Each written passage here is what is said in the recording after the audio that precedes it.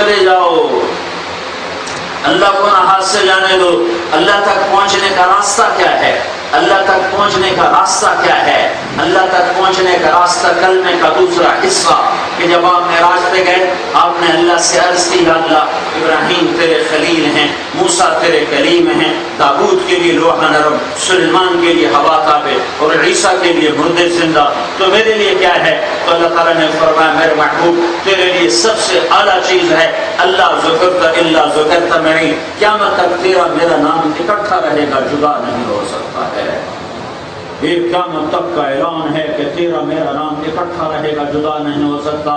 اور یہ پوری دنیا کے مردوں عورتوں کو اعلان ہے کہ جو اللہ کو راضی کرنا چاہتے ہیں وہ تیرے طریقوں پر آئیں، وہ تیرے طریقوں پر آئیں، وہ تیری مان کر چلیں، تیرے سانچے میں ڈھلیں، تیری سنت میں ڈھلیں، تیرے طریقوں پر ڈھلیں، تیری نقل اتاریں، نقل اتارو، ارے نقل اتارو، نقل اتارو، نقل اتارو۔ لوگ نقل مار کے پاس نہیں ہو جاتے، تمہارے سندھ میں تو کتابیں آگے رکھ کے پرچے دیتے نہیں، ہمارے پنجاب میں تو خالی نقل مارتے ہیں، تمہارے تو کتابیں آگے رکھی ہوتی، تو پاس تو ہو جاتے کہ نہیں ہو جاتے؟ نقل مار کے پاس ہوتے کہ نہیں ہوتے؟ میں تمہارے ہاتھ جوڑتا ہوں، تم اپنے نبی کی نقل اتارو۔ میں نے یہ نقل اتار، میں مولوی کی شکل، یہ مولوی کی شکل نہیں ہے، یہ مولوی کی شکل نہیں ہے، یہ محمد مصطفیٰ کی نقل ہے، یہ محمد مصطفیٰ صلی اللہ علیہ وسلم کی نقل ہے۔ عظیم الحامہ، میرے نبی کا سر بڑا تھا، رجل الشعر، گھنگریالے لمبے بال تھے، شدید و سواد الشعر، سیاہ کالے بال تھے۔ انہیں فرقت عقیق کو فرق وعیلا فلا، کنگھی کرتے ہوئے کبھی مانگ نکالتے تھے، کبھی نہیں نکالتے تھے۔ جب کبھی مانگ نکالتے تھے تو مانگ میں سے بھی نور نکلتا دکھائی دیتا تھا۔ اطول من المربوع واقصر من المشدد، میں تمہیں سارا بتا دیتا ہوں، پھر تمہاری مرضی نقل اتارنا چاہے پھینک لینا، چاہے تمہاری مرضی، چاہے نفس کے پیچھے چلنا چاہے میرے محبوب کے پیچھے چلنا۔ آپ کا قد نہ لمبا تھا نہ چھوٹا تھا، درمیانہ قد تھا، لیکن آپ کا ایک معجزہ تھا، آپ کا ایک معجزہ تھا۔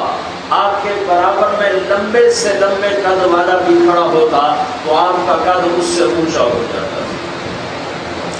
آپ کے اپنے چچا عباس کا قد اتنا بڑا تھا، جب وہ عباس جب گھوڑے پر بیٹھتے تھے تو ان کے پاؤں زمین پہ لگ جاتے تھے، تو عباس گھوڑے کی سواری کی بجائے اونٹ کی سواری کیا کرتے تھے۔ تو عباس کی جب نبی کے ساتھ کھڑے ہوتے تو ہمارے نبی کا سر اونچا ہوتا تھا، عباس کا سر نیچے ہوتا تھا۔ ویسے آپ درمیانے کرتے تھے، درمیانے کرتے تھے، لیکن بڑے سے بڑی ہستی، بڑے سے بڑے قد والا آپ کے برابر ہوتا تو آپ کا قد اونچا ہوتا، اس کا قد نیچے ہوتا تھا، تو آپ کا سر بڑا۔ وَأَحْسَنَ مِنْكَ لَمْ تَرَ قَطُّ عَيْنِي، تمہیں اس کا شعر بھی سناؤں گا، حسان وَأَحْسَنَ مِنْكَ لَمْ تَرَ قَطُّ عَيْنِي، تیرے جیسا حسین میری آنکھ میں دیکھا۔ ساری دنیا کی نعت خانے، ساری دنیا کے نعت خوان نعتیں کہتے رہیں گے، پڑھتے رہیں گے، لکھتے رہیں گے، ہر زبان میں نعت خوانی ہوتی رہے گی جب تک سورج مغرب سے نہیں نکلتا، یہ کام ہوتا رہے گا۔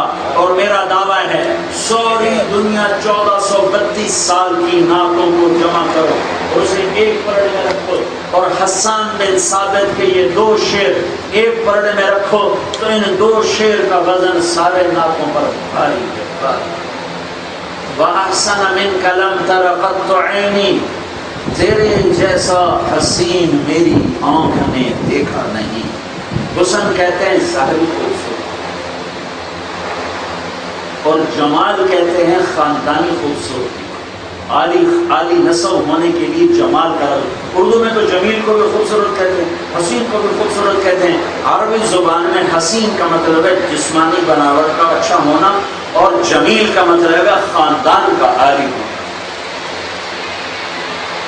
احسن منک لم تر قط عینی، تیرے جیسا حسین میری آنکھ نے دیکھا نہیں ہے۔ کیسے حسین تھے؟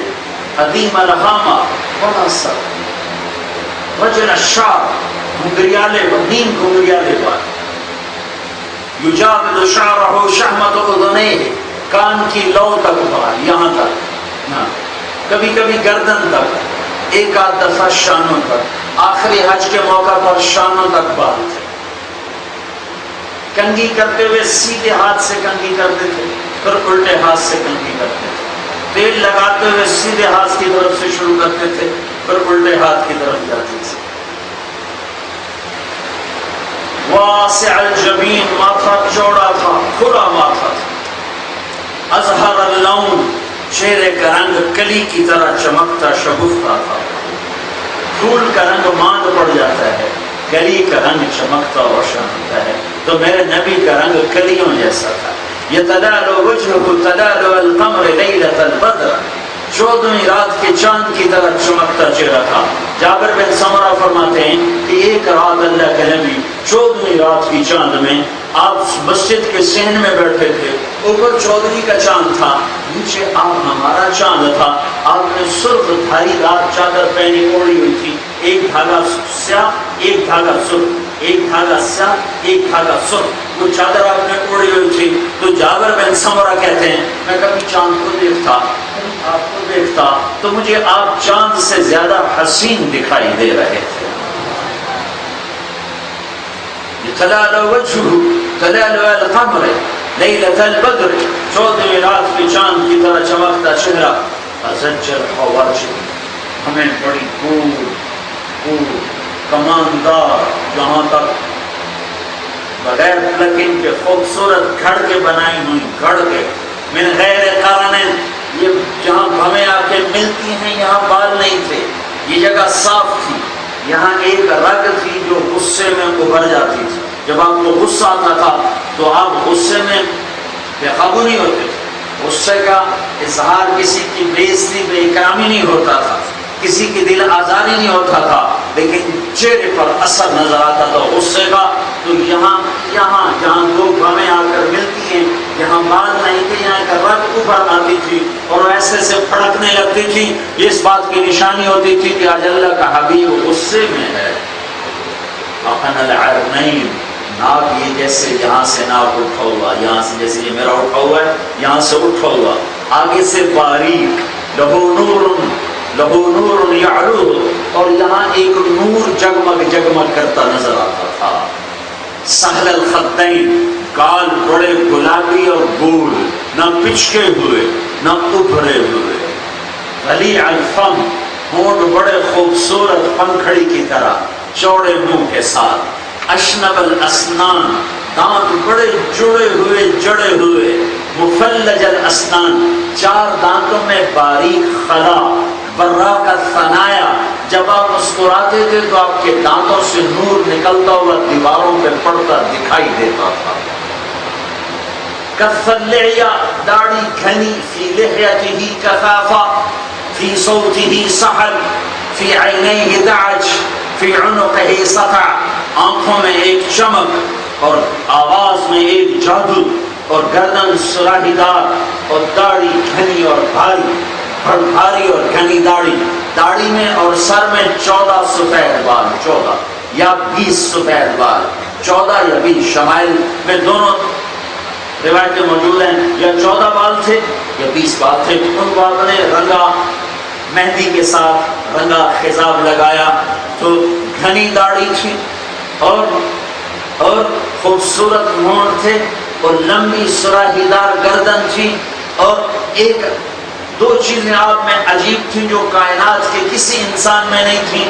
حضرت یوسف علیہ السلام حسین تھے، ہمارے نبی بھی حسین تھے، اور ہمارے نبی میں 2 باتیں اور تھیں جو کائنات میں کسی میں نہیں آئیں۔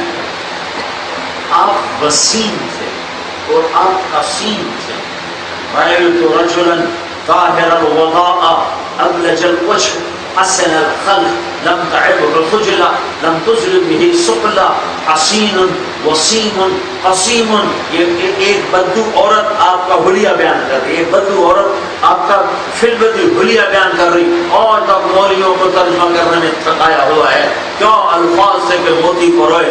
وہ کہہ رہی ہے میں نے ایک نوجوان دیکھا، چمکتا چہرہ، خوبصورت انداز، نہ پیٹ نکلا ہوا نہ کچھ کا ہوا، نہ موٹا جسم کہ بھدا نظر آئے، نہ پتلا جسم کہ بے روب نظر آئے۔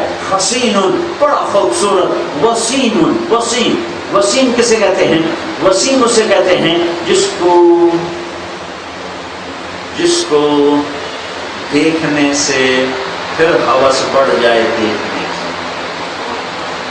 جس کو دیکھنے سے جی نہ بھرتا ہو اس کو وسیم کہتے ہیں۔ وسیم، دنیا میں صرف ایک وسیم آیا ہے، دنیا میں صرف ایک وسیم آیا ہے، جس کو دیکھنے سے جی نہ بھرتا ہو، جس کو دیکھنے سے جی نہ بھرتا ہو اس کو کہتے ہیں وسیم، اور جس کو بار بار دیکھنے کے لیے تمنا اٹھتی ہو اس کو کہتے ہیں وسیم۔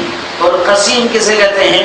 قسیم اسے کہتے ہیں جو جسم کے چاروں طرف جس نظر دوڑائی جائے تو ہر عضو اور ہر ادا اور ہر حرکت جس کی خوبصورت ہو اس کو کہتے ہیں قسیم۔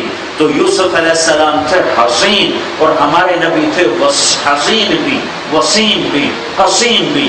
ظاہری حسن بھی ایسا تھا کہ اما عائشہ رضی اللہ عنہا اب سوئی سے کپڑا سی رہی، کپڑا تو ان کے ہاتھ سے سوئی گر گئی، کمرے میں اندھیرا سا تھا، سوئی نظر نہیں آئی اور اس کا سے پیٹرول نہیں، اتنے میں اللہ کے نبی کمرے میں داخل ہوئے تو آپ کے چہرے کے نور سے سوئی چمکنے لگی۔